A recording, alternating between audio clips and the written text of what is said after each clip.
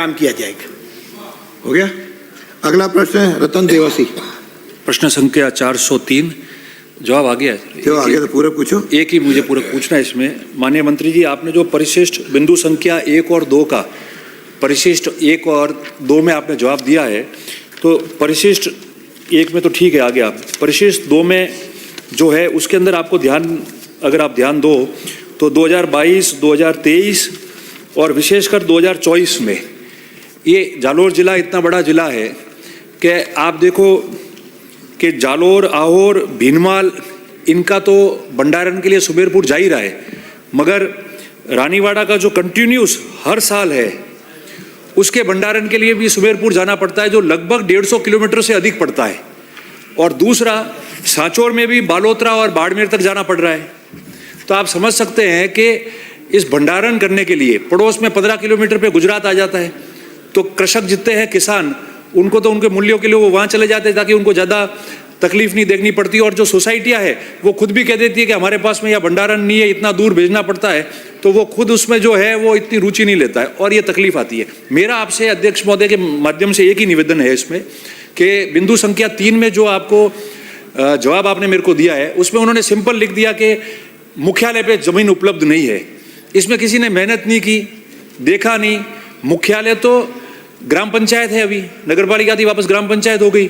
4 kilometre दूर कृषि मंडी में तुलाई के लिए किसानों के लिए हम लोग जा रहे हैं, किसान वहाँ जा रहे हैं।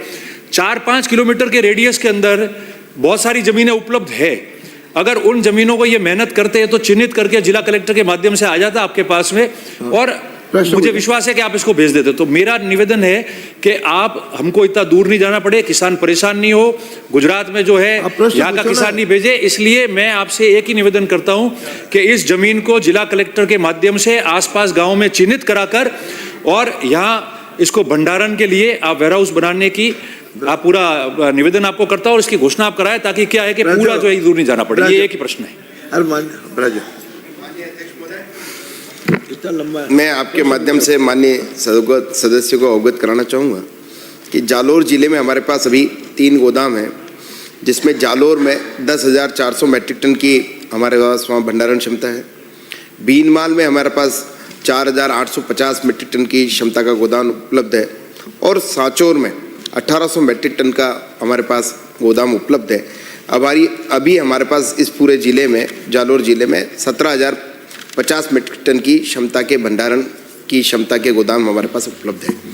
जो भीनमाल में नया भंडार RSW का बनाना चाहते हैं, तो निश्चित रूप से हमारी उसकी प्रक्रिया है। किसानों के भंडारण के लिए राजस्थान राज्य भंडारण व्यवस्था निगम द्वारा पहले उसका वाइबिलिटी चेक करवाई जाती है और वाइबिलिटी चेक होने के बाद में भूमि आवंटन की कार्रवाई की जा करके और बजट की उपलब्धता के आधार पर उसकी स्वीकृति की जाती है। आप अगर वहाँ से प्रस्ताव भिजवाएंगे तो उसकी वाइबिलिटी चेक करवा करके आगे की प्रक्रिया करने का प्रयास करोगे। सर ने होगी कि प्रस्ताव तो सर भिजवा देंगे हम, मगर आपसे निवेदन ये है कि आपके विभाग के माध्यम से आप जिला कलेक्टर जी को लिख ले, तब हम कह देंगे। मैं जाके कहूँगा क्या होगा तो उसको भिजवा देवे। और भीनमाल और रानी